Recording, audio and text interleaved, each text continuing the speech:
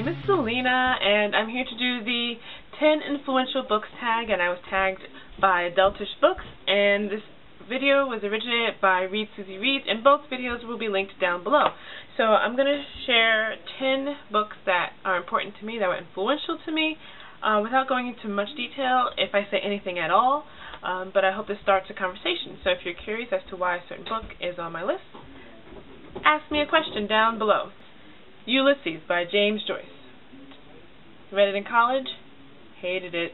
Pride and Prejudice by Jane Austen.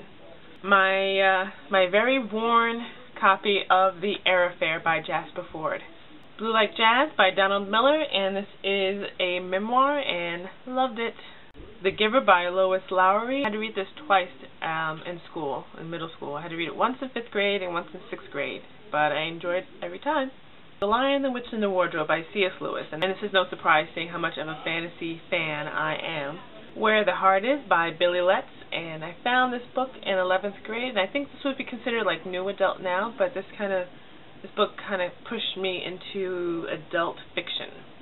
Children of the River by Linda Crew, and this book I read multiple times in middle school. Mr. Penumbra's 24-Hour Bookstore by Robin Sloan, and I've mentioned before on my channel why I like this book, but yeah.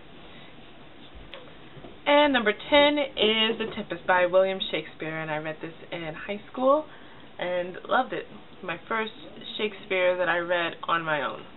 So those are my 10 influential books, and yeah, let's start a conversation. Would any of the books that I had on my list be on your list?